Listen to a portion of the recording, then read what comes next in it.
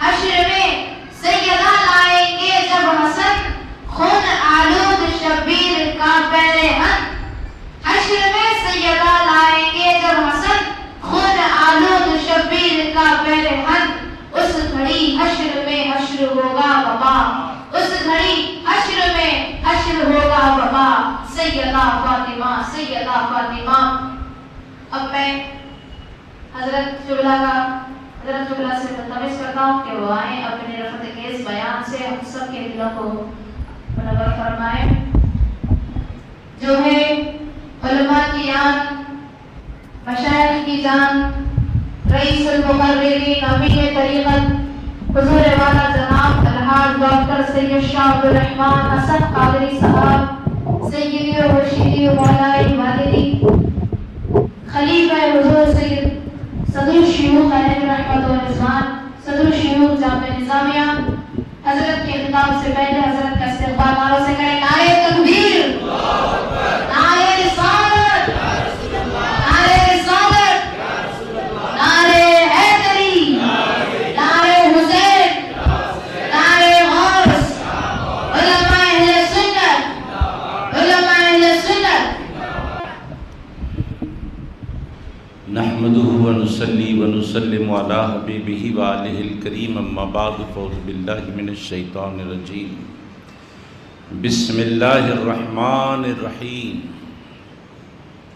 واعتصموا بحبل الله جميعا صدق الله المولانا العظيم وصدق رسوله النبي الأمين الكريم وَنَحْنُ عَلَى ذَلِكَ لَمِنَ الشَّاهِدِينَ وَالشَّاكِرِينَ إِنَّ اللَّهَ وَمَلَائِكَتَهُ يُصَلُّونَ عَلَى النَّبِيِّ يَا أَيُّهَا الَّذِينَ آمَنُوا صَلُّوا عَلَيْهِ وَسَلِّمُوا تَسْلِيمًا اللهم صل على سيدنا شفيعنا ومولانا محمد وعلى آل سيدنا شفيعنا ومولانا محمد وبارك وسلم صلاة وسلام علیک یا رسول اللہ۔ شاہ است حسین بادشاہ است حسین دین است حسین دی پناہ است حسین سرداد نداد دست در دست یزید حقا کے بنائے لا الہ است حسین۔ حسین ابن علی کو کیا سہارا دے سکے دنیا، حسین ابن علی خود بے سہاروں کے سہارا ہیں۔ بہت دیر سے آپ حضرات نے خطابات سنے، نعتیں سنی، منقبتیں سننے میں آئیں۔ انشاءاللہ تعالی عصر کی اذان تک، نماز عصر کی اذان تک 5:15 بجے تک یہ جلسہ چلے گا، اور اذان کے ساتھ وضو اور سنت کے لیے وقت دیا جائے گا۔ 5:30 بجے نماز عصر کی جماعت ہوگی معمول کے مطابق۔ انتظامی کمیٹی نے کہا ہے کہ یہاں افطار کا اہتمام بھی رہے گا۔ جو لوگ عصر کی نماز کے بعد رکیں گے ان کے لیے افطار کا بھی اہتمام ہے۔ اہل سنت والجماعت پر یہ اعتراض ہے کہ یہ محرم کے مہینے میں یاد امام حسین مناتے ہیں علیہ السلام، اور غمگین بیانات ہوتے ہیں، جگہ جگہ امام حسین علیہ السلام کی یاد کے لیے اہتمام ہوتا ہے۔ ہر ایک اپنے طور پر اس کا اہتمام کرتا ہے، مساجد میں، گھروں میں، میدانوں میں، ہر جگہ یہ یاد منائی جاتی ہے اور شہادت کے واقعات سنائے جاتے ہیں، سنے جاتے ہیں، تو یہ سنی جماعت والے آہستہ آہستہ شیعت کی طرف مائل ہو رہے ہیں۔ یہ ہم پہ الزام ہے کہ اہل سنت والجماعت والے شیعہ لوگوں کی طرف مائل ہو رہے ہیں۔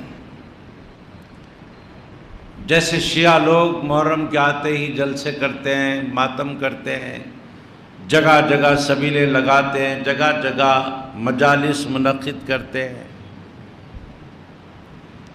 ویسے ہی سنی مسلمانوں کا حال ہو گیا ہے کہ یہ بھی ان کی چال چلنے لگے ہیں اور انہیں صحابہ کی شہادتیں یاد نہیں آتی۔ جیسا کہ مجھ سے پیشرو خطیب نے کہا تھا کہ یہ اعتراض ہوتا ہے، امیر حمزہ کی شہادت پر یہ سنی مسلمان اتنا یاد نہیں کرتے، فاروق اعظم کی شہادت پر اتنی یاد نہیں ہوتی، عثمان غنی کی شہادت پر اتنی یاد نہیں ہوتی، شہدائے بدر کی شہادت پر اتنی یاد نہیں ہوتی، شہدائے احد کی شہادت پر اتنی یاد نہیں ہوتی۔ لہٰذا یہ سنی مسلمان صحابہ کو آہستہ آہستہ چھوڑ رہے ہیں اور شیعہ مسلک کی طرف آہستہ آہستہ جا رہے ہیں۔ یہ الزام سنی مسلمانوں پر ہے۔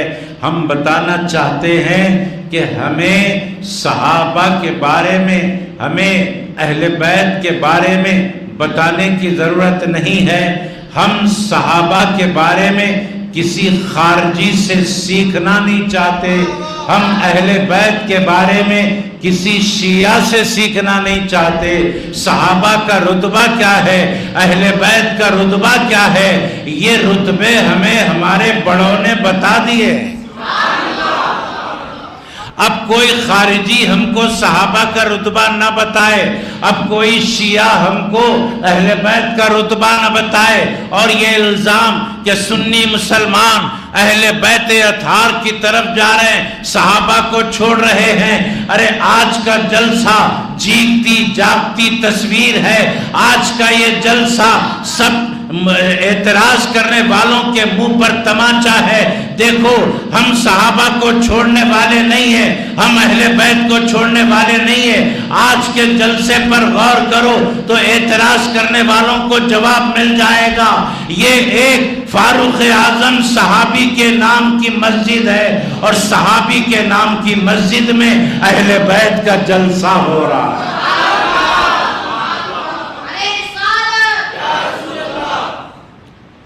صحابی کے نام کی مسجد میں اہل بیت کا جلسہ، تو آج کے جلسے سے ہم یہ عملی طور پر میسیج دینا چاہتے ہیں کہ ہم نہ صحابہ کو چھوڑ سکتے ہیں نہ اہل بیت کو چھوڑ سکتے ہیں۔ کیوں؟ صحابہ وہ مقدس ہستیاں ہیں جنہوں نے اسلام کی حالت میں نبی پاک کا دیدار کیا ہے۔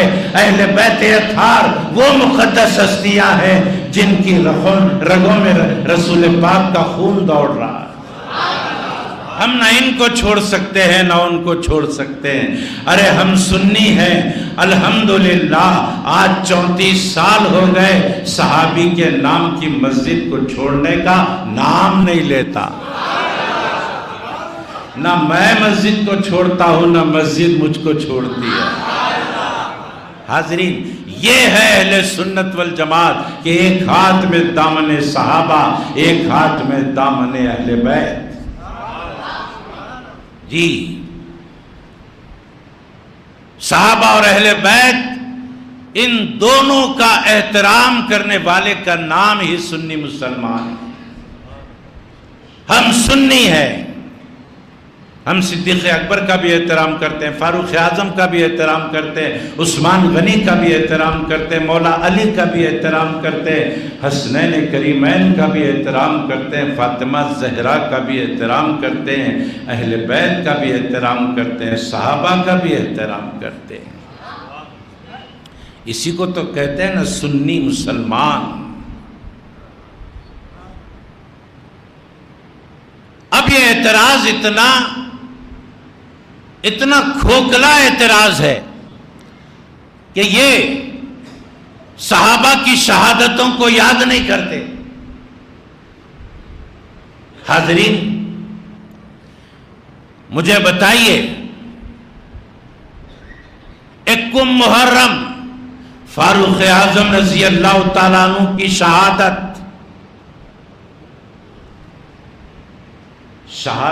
فاروق اعظم کے جلسے میں کیا اہل بیت اطہار کو یاد کیا جاتا ہے؟ شہادت حسین یاد کرتے ہیں؟ فاروق اعظم کی شہادت کا جلسہ ہو رہا، شہادت حسین یاد کریں گے؟ عثمان غنی 18 ذی الحجہ شہادت ہوئی، 18 ذی الحجہ کو عثمان غنی کی شہادت کا جلسہ ہو رہا ہے، شہادت حسین یاد کریں گے؟ جب ہم شہادت فاروق اعظم کا جلسہ کرتے ہیں تو کوئی یہ نہیں کہتا کہ تم صحابہ کی طرف مائل ہو رہے ہو، شہادت حسین تمہیں یاد نہیں آ رہی۔ فاروق اعظم کی شہادت کو ہم یاد کرتے ہیں تو شہادت حسین یاد کیوں نہیں دلاتے؟ شہادت عثمان غنی کا جلسہ ہم کرتے ہیں، شہادت حسین کیوں یاد نہیں دلاتے؟ معلوم ہوا کھوٹ ہمارے پاس نہیں ہے، کھوٹ تمہارے پاس ہے۔ تم چاہتے ہو کہ صحابہ کے جلسے ہوتے رہیں، اہل بیت کا جلسہ نہ ہو، تم چاہتے ہیں شہادت فاروق اعظم کا جلسہ ہو، شہادت عثمان غنی کا جلسہ ہو، شہادت حسین کا جلسہ نہ ہو، تم یہ چاہتے ہیں۔ تمہاری حالت یہ ہے کہ تم صحابہ کا دم بھر کر اہل بیت کو چھوڑنا چاہتے ہو، اور یاد رکھو اگر اہل بیت کو چھوڑ کر صحابہ کی طرف جائیں گے تو صحابہ کرام میں سے کوئی بھی صحابی تمہیں نہیں اپنائے گا۔ کیوں؟ ہر صحابی عاشق اہل بیت ہے، ہر صحابی عاشق اہل بیت ہے۔ اہل بیت کو چھوڑ کر صحابہ کے پاس جاؤ گے کوئی صحابی تمہیں نہیں اپنائے گا، کیونکہ صحابہ کو معلوم ہے، صحابہ کو معلوم ہے قرآن میں جو اللہ نے فرمایا وَاعْتَصِمُوا بِحَبْلِ اللَّهِ جَمِيعًا،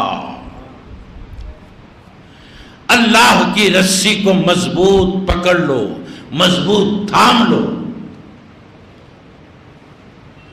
دیکھیے نبی اور آل نبی سے حسد کرنے والے شروع سے ہی رہے، شروع سے نبی اور آل نبی سے حسد کرنے والے اس دنیا میں رہے، مگر یہ بھی یاد رکھو کہ ہر دور میں نبی اور آل نبی کا ہی چرچا ہوتا رہا، ان سے حسد کرنے والوں کی نہ چلی، اہل بیت کا ہی چرچا ہوتا رہا۔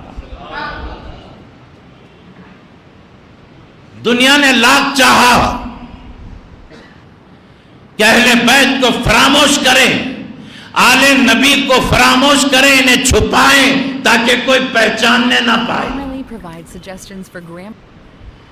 نبی پاک کے بارے میں بھی یہودیوں نے یہی چال چلی تھی کہ ان کے حلیے کو چھپا دو تاکہ کوئی پہچان نہ سکے۔ نبی کے بعد آل نبی سے حسد کرنے والوں نے چاہا کہ آل نبی کے عظمتوں کو چھپاؤ تاکہ کوئی ان کا ہاتھ نہ چومے۔ یہ سلسلہ چلتا آیا، مگر اللہ جو چاہتا ہے نا وہی ہوتا ہے۔ ہم یہودی کیا چاہتے ہیں نہ دیکھیں، ہم خارجی کیا چاہتے ہیں نہ دیکھیں، ہم دیکھیں اللہ کیا چاہتا ہے۔ اللہ تو چاہتا ہے کہ نبی اور آل نبی کے سارے عالم میں چرچے ہوتے رہے۔ ایک بادشاہ تھا جو اپنی شاہی شان و شوکت کے ساتھ صحن کعبہ میں آیا تھا۔ وہ یہ سمجھ کے آیا تھا کہ میں صحن کعبہ میں آؤں تو لوگ سب میرا استقبال کریں کیونکہ میں حاکم وقت ہوں۔ اب وہاں بندگان خدا کی جو بھیڑ ہوتی ہے آپ جانتے ہیں کیسی ہوتی ہے۔ خاص طور پر حجر اسود کو چومنے کے لیے وہاں نہ شاہ دیکھا جاتا ہے نہ گدا دیکھا جاتا ہے۔ دھکم پیل ایسی رہتی ہے کہ عام آدمی بھی ڈھکلا جاتا ہے، بادشاہ بھی ڈھکلا جاتا ہے۔ اس دور کی بات کر رہا ہوں۔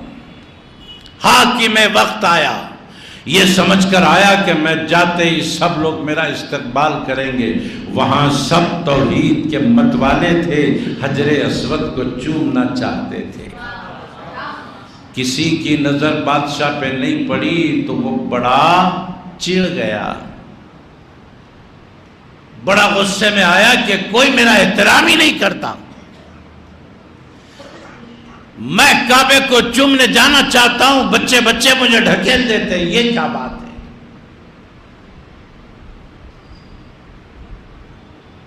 اے حاکم وقت، یہ تیرا شاہی دربار نہیں ہے جو تجھے جھک جھک کر سلام کیا جائے، یہ احکم الحاکمین کا دربار ہے۔ یہاں شاہ و گدا سب ایک صف میں کھڑے ہوتے ہیں۔ اسی دھکم پیل میں جب اس نے دیکھا کہ کسی ہستی کے لیے راستہ بنایا جا رہا ہے، کسی ہستی کے لیے راستہ بنایا جا رہا ہے، ہٹو راستہ دو، ہٹو راستہ دو، ہٹو راستہ دو۔ بادشاہ نے دیکھا کہ آخر کون ہے جو میرے ہوتے ہوئے اس صحن کعبہ میں اپنی ہوا چلاتا ہے؟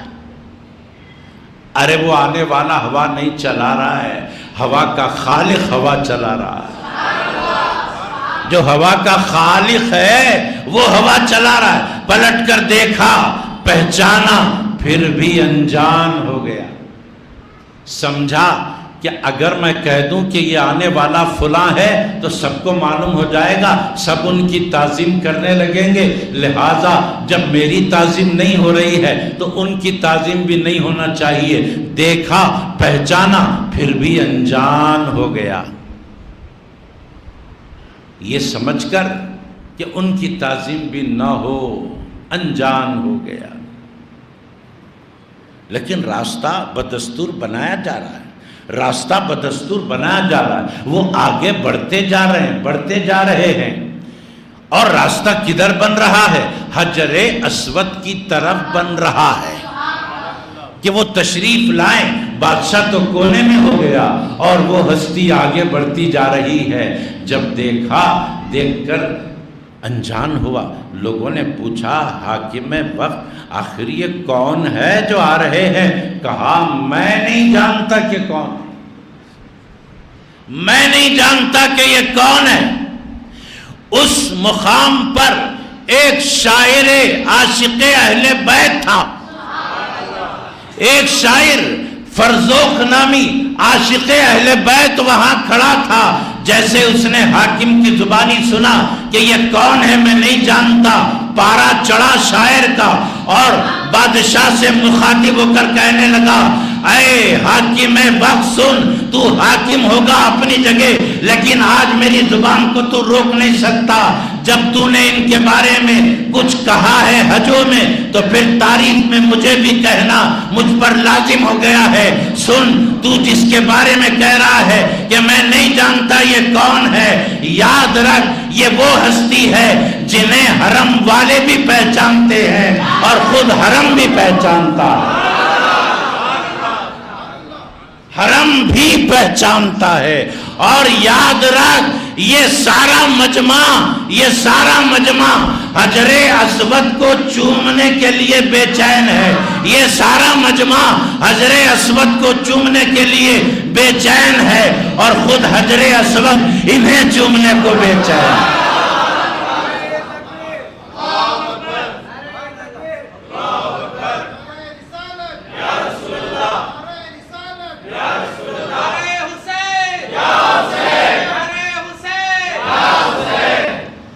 کیونکہ یہ وہ حجر اسود ہے،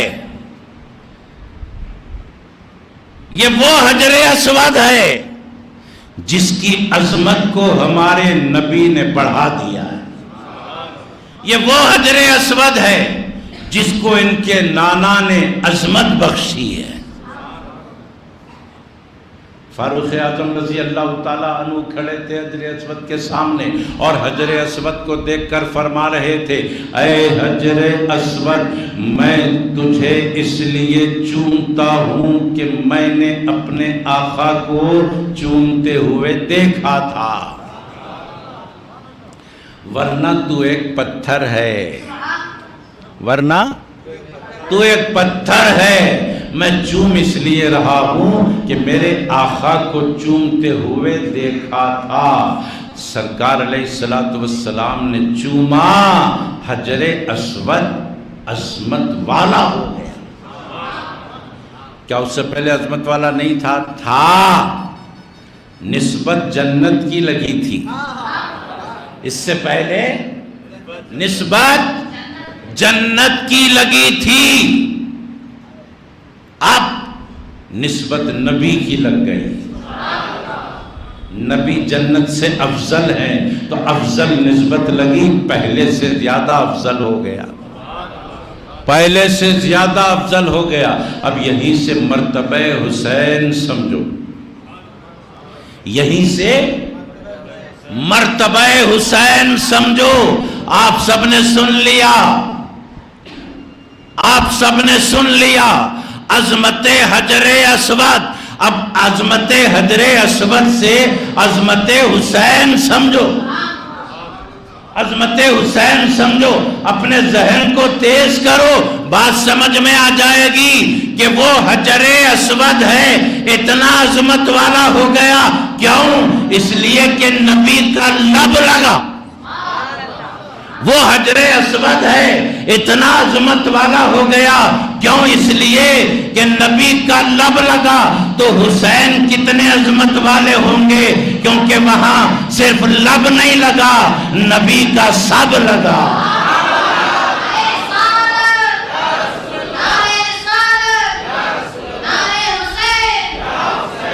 الحسین منی وانا من الحسین، میں حسین سے ہوں، حسین مجھ سے ہے، مطلب کیا؟ اتحاد بتا رہے ہیں، کمال اتحاد بتا رہے ہیں کہ مجھے اور حسین کو الگ نہ سمجھنا، مجھے اور حسین کو الگ نہ سمجھنا، اگر میں خوش ہوتا ہوں تو حسین کی خوشی ہے، حسین خوش ہوتا ہے میری خوشی ہے، وہ حجر اسود ہے، لب لگا، یہ حسین ابن علی ہیں، سب لگا جی، یہ عظمت حسین ہے۔ اور کیسے ماں باپ کا بیٹا سرور کائنات صلی اللہ علیہ وآلہ وسلم کا کیسا نواسا، کتنا بھی پیارا نواسا ہو، کتنا بھی پیارا نانا ہو، اپنے نواسے کو کھجور اور شہد چٹا کر اس کے منہ میں ڈالتا ہے پیدائش کے وقت میں۔ جب بچہ پیدا ہوا، بڑے کیا کرتے ہیں؟ شہد چٹاتے ہیں۔ یہ بچہ پیدا ہوا، نانا نے دیکھا، شہد نہیں چٹایا، اپنی زبان چٹائی، اپنی زبان چٹائی، بڑا چاہا، بڑا چاہا، بڑا چاہا۔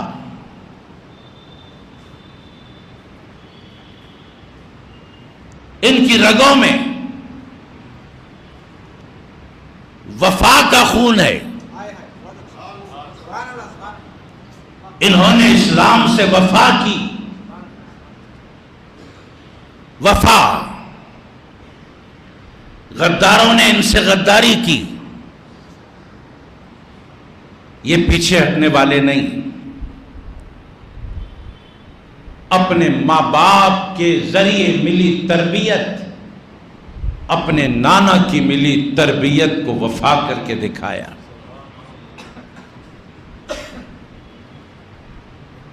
ہم اگر کسی بچے کو دیکھتے ہیں تو اس کے ماں باپ کا پتہ چلتا ہے کہ بچہ اتنا اچھا ہے تو ماں باپ کتنے اچھے ہوں گے۔ ایک وائز صاحب واز کر رہے تھے، اور واز کرتے کرتے یہ ان کا انداز تھا جو ان کے لفظوں سے ظاہر ہو رہا تھا کہ میں بڑا لائق انسان ہوں، میں بڑا لائق انسان ہوں۔ یہ اپنے انداز سے، اپنے نہج سے، اپنے لفظوں سے یہ بتا رہے تھے۔ مجمع سے ایک بندہ اٹھ کر کہنے لگا، مولانا آپ جتنے بھی لائق ہیں لیکن یہ آپ کا کمال نہیں ہے، آپ کے ماں باپ کا کمال ہے۔ آپ کو اتنا لائق بنا دیا، اب آپ کتنے لائق ہیں آپ کے بچے کے ذریعے معلوم ہوگا۔ ہم آپ کے بچے کو دیکھ کر سمجھ جائیں گے کہ آپ کتنے لائق ہیں۔ یہ لیاقت تو آپ کے ماں باپ کی دی ہوئی ہے۔ اب امام حسین کو جو لیاقت ملی وہ ان کے ماں باپ کی، ان کو جو رتبہ ملا ان کے ماں باپ کا۔ ماں بڑے رتبے کی، باپ بڑے رتبے کا۔ مثال دوں، ایک سیب کے لیے سال بھر تک باغ کی خدمت کرتا ہے ایک بندہ، آپ کو یاد آ رہا ہوگا۔ ایک سیب کی قیمت ادا کرنے کے لیے سال بھر تک باغ کی خدمت ہو رہی ہے۔ ایک بندے کی بات ہے، اور ایک بندی ایسی کہ بچپن سے بڑی ہو گئی، شادی کے لائق ہو گئی، کسی نے آنچل تک نہیں دیکھا۔ ایسا بندہ اور ایسی بندی جب آپس میں رشتے سے جڑ جاتی ہے تو غوث اعظم جیسا بچہ پیدا ہوگا۔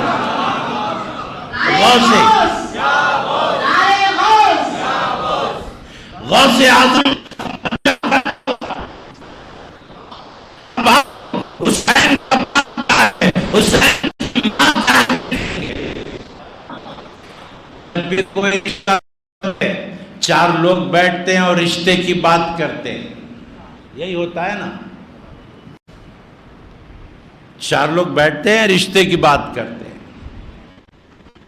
اور اس بات پورا اپنا خیال رکھتا ہے برابری ہو،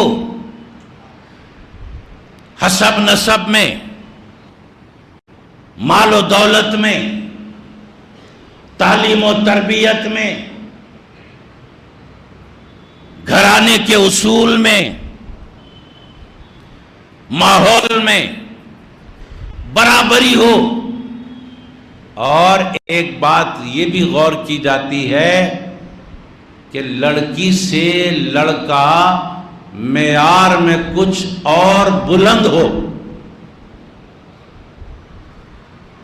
لڑکی جس گھر کی ہے، لڑکا اس سے بھی بڑے گھر کا ہو۔ یہ بات ہوتی ہے رشتہ جمتے وقت میں۔ یاد ہے، آپ سب گزرتے ہیں ان حالات سے۔ بی بی فاطمہ زہرا رضی اللہ تعالی عنہا پیدا ہوئی، اب کل کو رشتہ ہونے والا ہے کسی سے، کل کو کسی سے رشتہ ہونے والا ہے،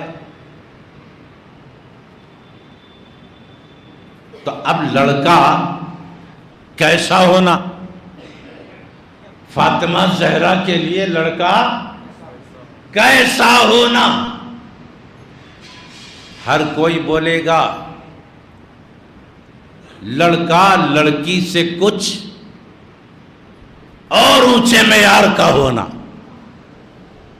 لڑکا لڑکی سے کچھ اونچے معیار کا ہونا۔ اب فاطمہ زہرا رضی اللہ تعالی عنہا شادی کے لائق ہو جائیں گی، اب ان سے بھی معیار میں اونچا لڑکا کوئی دنیا میں مل بھی سکے گا؟ مل بھی سکے گا ان سے زیادہ اونچے معیار کا؟ کیوں؟ ارے یہ نبی کی بیٹی ہے، نبی کے گھر میں پیدا ہوئی ہے، نبی کے گھر میں پیدا ہوئی ہے۔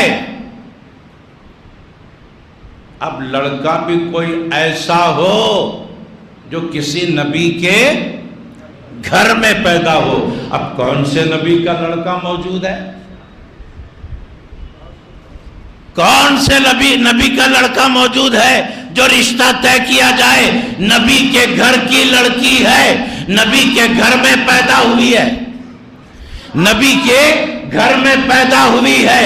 اب اس لڑکی کے لیے لڑکا چاہیے، کائنات میں کوئی لڑکا ہی نہیں ہے جو اس کے برابر کا ہو۔ رب تبارک و تعالیٰ کو معلوم تھا فاطمہ کے برابر کا لڑکا پوری دنیا میں کوئی نہیں رہے گا، اس لیے اللہ نے پہلے ہی علی کو اپنے گھر میں پیدا کر دیا۔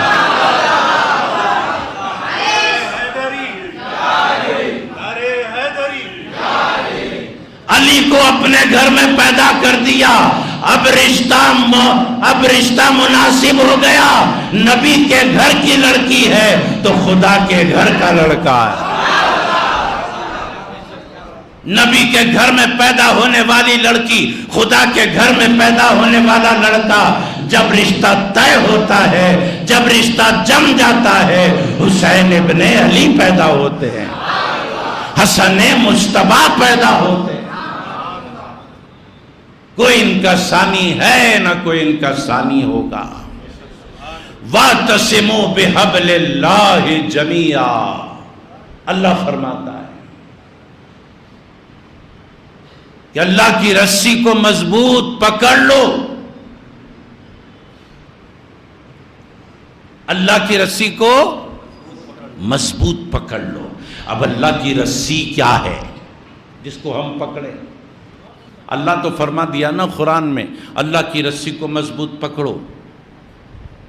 وَلَا تَفَرَّقُوا، آپس میں بٹ مت جاؤ، فرقے فرقے مت بناؤ، سب ایک ہو جاؤ، اللہ کی رسی کو پکڑ لو۔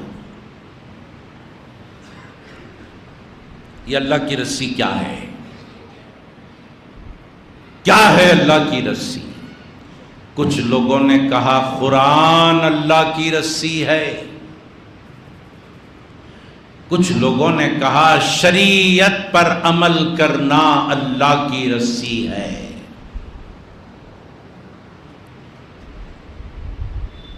بات ہم کو تو سمجھ میں نہیں آئی،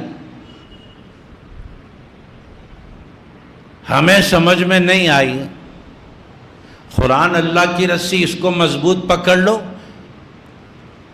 صرف قرآن کو پکڑے۔ آگے والا تو یہی بول رہا ہے صرف قرآن کو پکڑو۔ یہ جتنے کتابی ہیں کتاب کو پکڑنے کی بات کرتے ہیں۔ قرآن پکڑو، شریعت پکڑو، اللہ کی رسی ہے، یہ پار ہو جاؤ گے، کامیاب ہو جاؤ گے، بخشے جاؤ گے، مراد پاؤ گے۔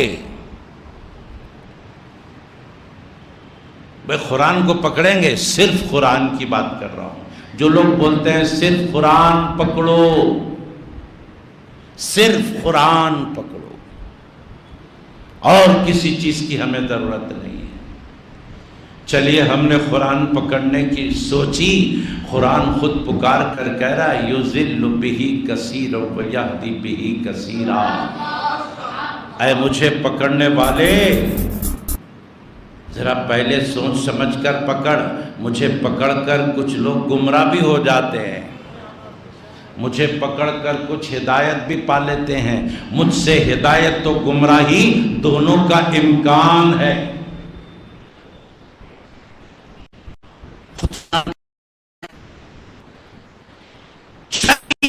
پکڑو تو پکڑنے جائیں گے، احکام کریں گے۔ بتاؤ احکام کو اگر ہم اپنا لیں تو کیا ہم منفرد ہو جائیں گے یا مشترک رہیں گے؟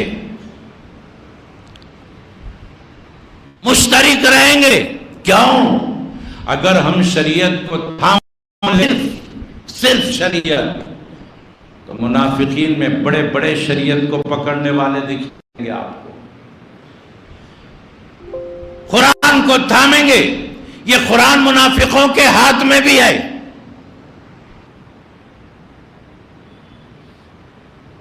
شریعت کو پکڑیں گے، یہ شریعت منافقوں کے ہاتھ میں ہے۔ بی بی عائشہ صدیقہ تعالیٰ فرماتی ہے، میں نے عثمان کے قاتلین کو دیکھا کہ وہ ایسی نمازیں پڑھ رہے تھے کہ صحابہ کی نمازیں بھی ان کی نمازوں کے سامنے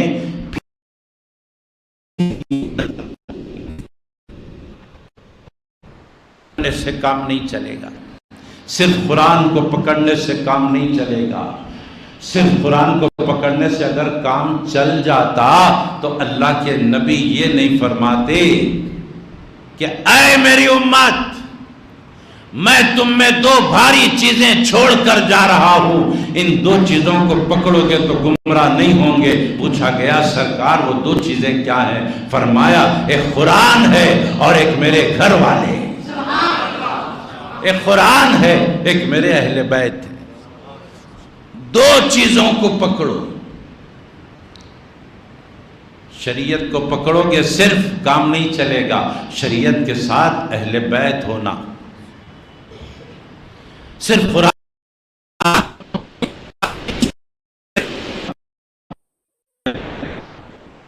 اہل بیت۔ اب آؤ وَاعْتَصِمُوا بِحَبْلِ اللَّهِ جَمِيعًا کی تفسیر، ترجمہ ایک یہ بھی ملا۔ کیا فرمایا گیا؟ اللہ کی رسی کا مطلب اہل بیت کا دامن پکڑ لینا، اہل بیت کا دامن پکڑ لینا، اللہ کی رسی کو پکڑنا۔ ادھر اللہ کے رسول علیہ السلام فرماتے ہیں مثل اہل بیتی کسفینۃ نوح،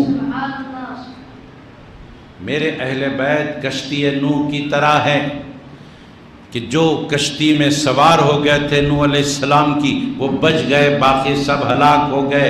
ایسے میری اہل بیت کی مثال ہے، وہ نوح کی کشتی کی طرح ہے۔ جو اہل بیت اطہار سے اپنے آپ کو جوڑ لے گا، وابستہ ہو جائے گا، وہ بچ جائے گا، باقی سب ہلاک ہو جائیں گے۔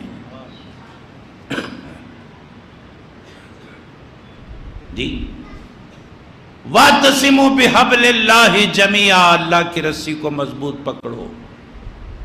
یہ اللہ کی رسی اہل بیت ہے۔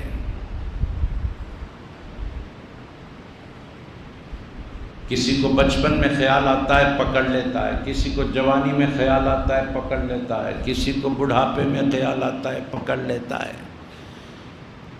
کسی کو دم جانے سے چند لمحے پہلے خیال آتا ہے پکڑ لیتا ہے۔ حضرت حر نے ایسا ہی کیا۔ ابھی شہادت کے لیے تھوڑی دیر باقی تھی، یزید کے لشکر میں تھے، امام حسین کے لشکر سے لڑنے والوں میں تھے۔ اچانک انہیں خیال آیا اللہ کی رسی تو ادھر ہے اور میں ادھر ہوں، چلو اللہ کی رسی کو پکڑیں گے۔ یزیدی لشکر سے نکلے، حسینی لشکر میں آئے، شہید ہو گئے، حر جا کر حضرت حر ہو گئے، حر جا کر حضرت حر ہو گئے۔ امام ابو حنیفہ کو اپنی آخری عمر شریف میں خیال آیا کہ چلو پوری زندگی علم، تعلیم، تعلم میں گزار دی، اب چلو اللہ کی رسی کو پکڑیں گے۔ پکڑا، امام جعفر صادق کو پکڑا، 2 سال ان کے ساتھ رہے۔ کتنے سال؟ 2 سال ان کے ساتھ رہے، اور 2 سال ساتھ رہنے کے بعد ایک جملہ فرمایا، پوری دنیا کے لیے کافی ہے وہ جملہ، اگر یہ ایک جملہ دنیا سمجھ جائے تو راہ راست پر آ جائے۔ کیا فرمایا؟ ابو حنیفہ ہلاک ہو جاتا، ابو حنیفہ ہلاک ہو جاتا اگر امام جعفر صادق کے 2 سال کی صحبت نہ ملتی۔ 2 سال کی صحبت اگر امام جعفر صادق کی نہ ملتی تو ابو حنیفہ ہلاک ہو جاتا۔ آپ کے کلمات کو میں اپنے لفظوں میں عرض کروں، لوگوں نے پوچھا حضرت یہ 2 سال میں امام جعفر صادق نے آخر ایسا کیا سکھا دیا جو اپنی زندگی کے اہم 2 سال آپ سمجھتے ہیں؟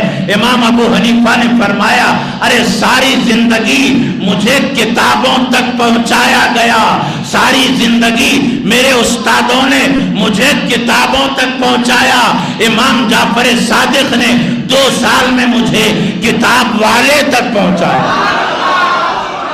نعرہ تکبیر، نعرہ رسالت، نعرہ حیدری۔ 2 سال میں کتاب والے تک پہنچ گیا، الحمدللہ۔ یہ ہے اہل بیت سے نسبت، یہ ہے آج جن کا تذکرہ ہو رہا ہے ان کی نسبت۔ حاضرین محترم، باتیں بہت ہوتی ہیں، اعتراض کرنے والے بہت کرتے ہیں، مگر ہم یہ جلسہ کرنے کا مقصد یہ ہے کہ سچی بات لوگوں تک پہنچ جائے۔ ہمیں کسی اور جماعت کی بات نہیں سننا، ہمیں کسی اور مکتبہ فکر میں نہیں جانا۔ الحمدللہ غوث و خواجہ نے ہمیں وہ سب کچھ سکھا دیا ہے، اب کسی مبلغ کی ہمیں ضرورت نہیں ہے۔ ہمیں امام ابو حنیفہ نے وہ سب کچھ سکھا دیا ہے، اب ہمیں کسی رہبر کی ضرورت نہیں۔ ہم ائمہ کرام کی سنیں گے، امام شافعی کی سنیں گے، ابو حنیفہ کی سنیں گے، مالک کی سنیں گے، جی احمد بن حنبل کی سنیں گے، انہیں دیکھیں گے، ہم خلفائے راشدین کو دیکھیں گے، ہم غوث اعظم کو دیکھیں گے، حضرت نقشبند کو دیکھیں گے، شہاب الدین سہروردی کو دیکھیں گے، عبد القادر جیلانی کو دیکھیں گے، جی معین الدین اجمیری کو دیکھیں گے، رضوان اللہ علیہ مجمعین۔ اہل سنت والجماعت ہی حق مذہب ہے۔ اب بھٹکانے والے بہت بھٹکائیں گے، ان کی باتوں میں نہیں جانا، ہرگز نہیں جانا۔ بولنے والے تو یہ بھی بولیں گے یزید کی کوئی برائی نہیں تھی، یزید برا آدمی نہیں تھا۔ سوشل میڈیا پہ تقریریں آتی ہیں لوگوں کی،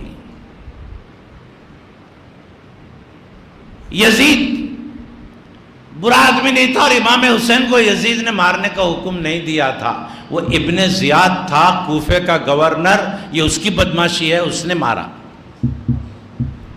یزید اچھا آدمی تھا، اس کو برا نہیں بولنا، وہ تو نہیں چاہتا تھا کہ امام حسین شہید ہو جائے، نہیں چاہتا تھا، بڑا اچھا آدمی تھا۔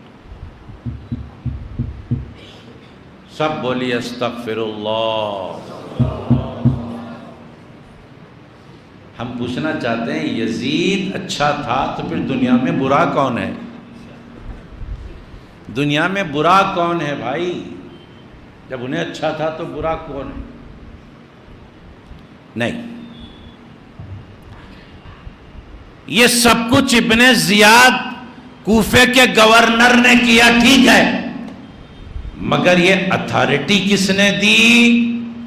اس کو کوفے کا گورنر کس نے بنایا؟ یزید نے بنایا۔ یزید نے کوفے کا گورنر بنایا ابن زیاد کو. جی کمشنر صاحب اگر آرڈر نہ دیں تو پولیس والے مار کھائیں گے مگر پلٹا کے کسی کو ماریں گے نہیں.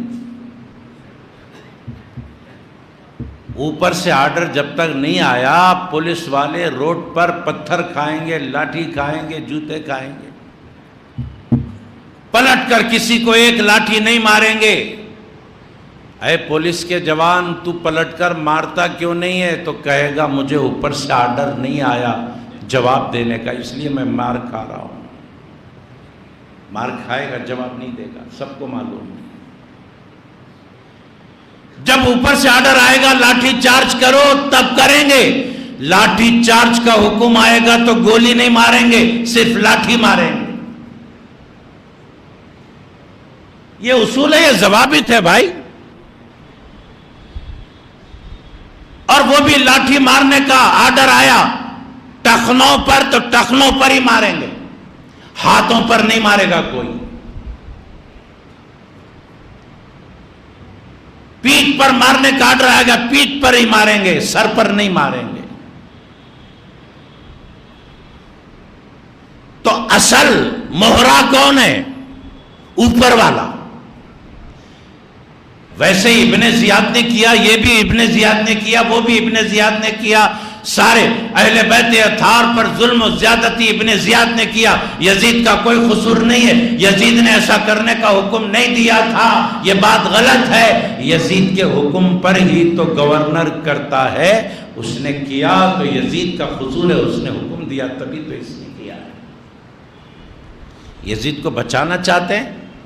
سنو، یزید کے ہی قبیلے کے ایک بزرگ گزرے، ان کا نام حضرت عمر بن عبدالعزیز رحمت اللہ علیہ. یزید کے دور کے بعد والا دور ہے، وہ خلیفہ ہوئے، مقرر ہوئے. عمر بن عبدالعزیز حاکم بنے، تھے تو یزید کے قبیلے کے، مگر ان کے دل میں اہل بیت کا عشق تھا، عشق اہل بیت تھا. ان کے دربار میں کسی شخص نے یزید کا نام ادب سے لیا. ان کے دربار میں یزید کا نام کسی نے ادب سے لیا. عمر بن عبدالعزیز علیہ الرحمت والرضوان نے حکم جاری کیا کہ یہ جو یزید کا نام ادب سے لیا ہے نا، اس کو 20 کوڑے مارے جائیں، 20 کوڑے مارے جائیں. سزا مقرر کر دی. آج عمر بن عبدالعزیز ہوتے تو نہ جانے کتنوں کی پیٹھیں لال ہو جاتی، کتنوں کے پچھاوے لال ہو جاتے. ایک بار نام لینے سے ادب سے 20 کوڑے. آج یہ بدعقیدے کتنی بار نام لے رہے ہیں، اتنے 20 کوڑے پڑتے. جی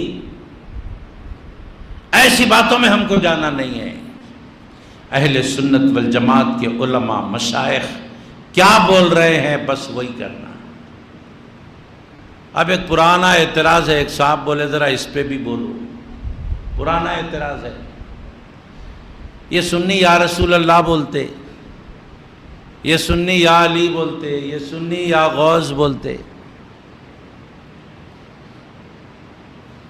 یا رسول اللہ کے معنی کیا ہے معلوم؟ یا رسول اللہ ہماری مدد کیجئے، یا علی ہماری مدد کیجئے. لفظ یا، حرف یا لگاتے، حرف ندا ہے وہ. یا غوث ہماری مدد کیجئے.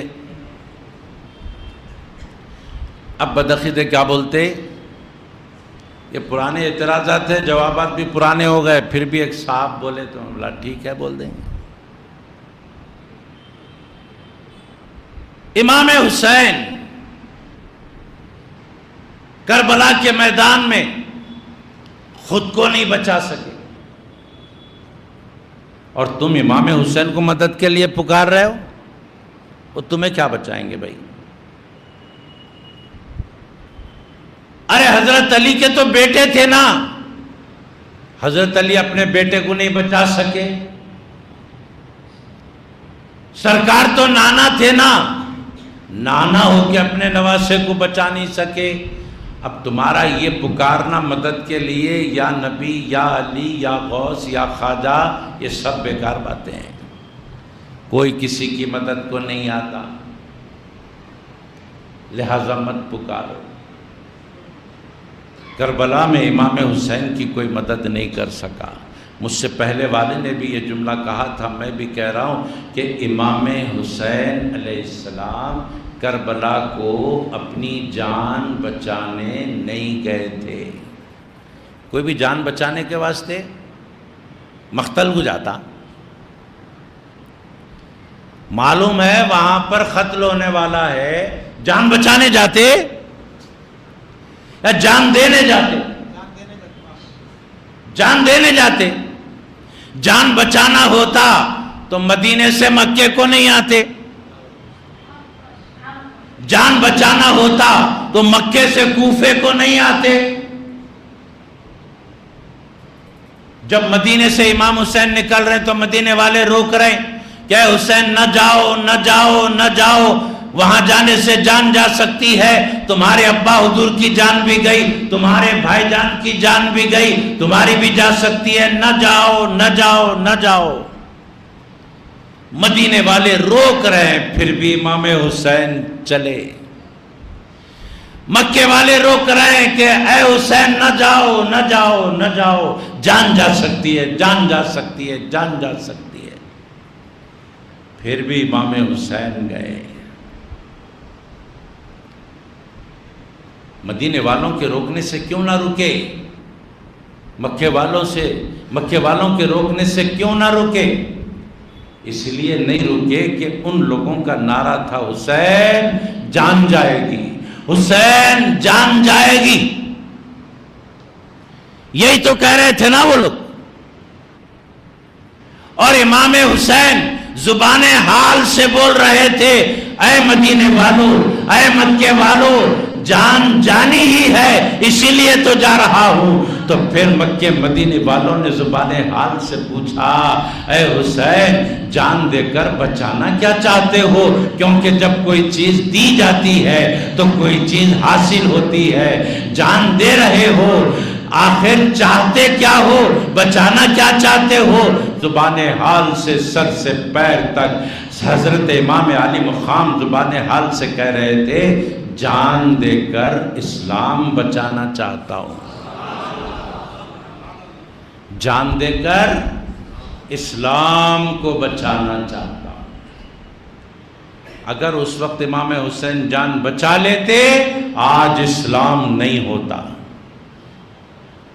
یہ ہمارے سروں پر ٹوپیاں نہیں ہوتی، یہ ہمارے چہروں پر داڑیاں نہیں ہوتی، یہ ہمارے پیشانیوں پر سجدوں کے نشان نہ ہوتے، یہ مساجد کے میناروں سے اذان کی آوازیں بلند نہ ہوتی، یہ مسجدوں میں نمازوں کی صفیں آراستہ نہیں ہوتی، آج یا رسول اللہ کے نعرے نہ لگتے، آج شریعت مطہرہ کی حفاظت کے لیے لوگ سینہ سپر نہیں ہوتے، آج مسلم پرسن اللہ کے تحفظ کے لیے کوئی آگے نہ بڑھتا۔ یہ ساری دنیا میں جو اسلام کی ہمہ ہمی اور گرمی ہے، لوگوں کے سینوں میں ایمان کی حرارت ہے، یہ شہادت حسین کا اجر ہے جو مل رہا ہے۔ تا حشر بھی ادا کرے پھر بھی ادا نہ ہو، تا حشر بھی ادا کرے پھر بھی ادا نہ ہو، امت پہ اتنا بھاری ہے خرزہ حسین کا۔ ہم سب امام حسین کے مخروز ہیں، انہوں نے ہماری خاطر اپنا سب کچھ لٹا دیا، اب ہمیں کرنا کیا ہے؟ جو کام امام حسین نے کیا ہے بس وہی کام ہم کو کرنا ہے۔ اسلام کے لیے جان دیا، اسلام کے لیے مال دیا، اسلام کے لیے وطن چھوڑا، اسلام کے لیے اولاد دی، اسلام کے لیے خود کو دے دیا۔ ہماری زندگیوں میں وقت آئے مال دینے کا، مال دے دیں، یہی امام حسین کا پیغام۔ ہماری زندگیوں میں وقت آئے وطن چھوڑنے کا، وطن چھوڑیں اسلام کی خاطر، یہی پیغام حسین ہے۔ ہماری زندگیوں میں وقت آئے وقت لگانے کا، تو وقت لگائیں، یہی پیغام حسین ہے۔ ہماری زندگیوں میں وقت آئے جان دینے کا، تو جان دیں، یہی پیغام حسین ہے۔ جان عزیز ہوتی ہے مگر جان سے زیادہ دین عزیز ہوتا ہے، یہ امام حسین نے سمجھایا۔ سرداد نداد دست در دست یزید، حق خاک کے بنا لا الہ ہست حسین۔ اب اس جلسے سے اٹھ رہے ہیں تو یہ عہد کر کے اٹھنا ہے، کم سے کم 5 وقت کی نماز میں پابندی سے پڑھوں گا۔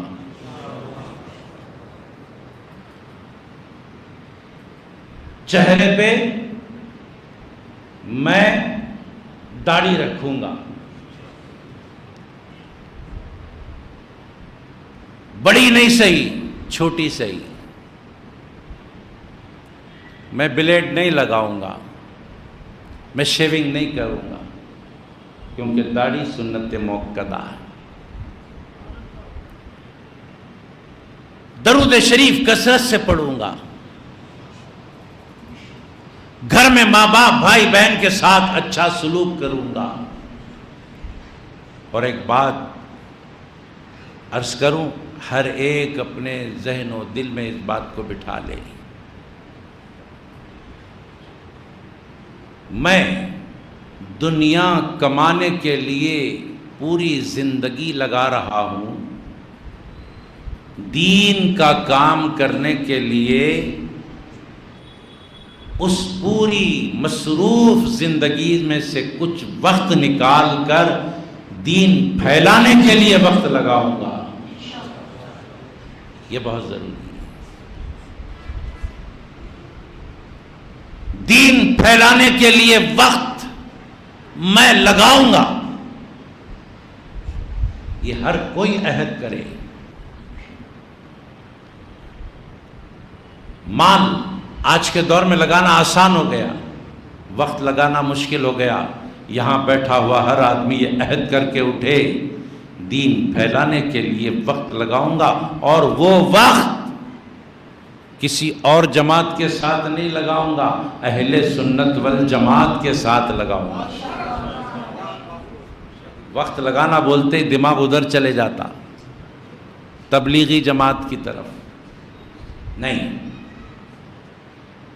اہل سنت والجماعت کو پھیلانے کے لیے وقت لگاؤں گا۔ اللہ سے دعا ہے جو کچھ کہا گیا سنا گیا اس پر عمل کی توفیق عطا فرما۔ اے اللہ جتنے لوگ یہاں پر بیٹھے ہیں سب کی جائز دلی مرادیں پوری فرما۔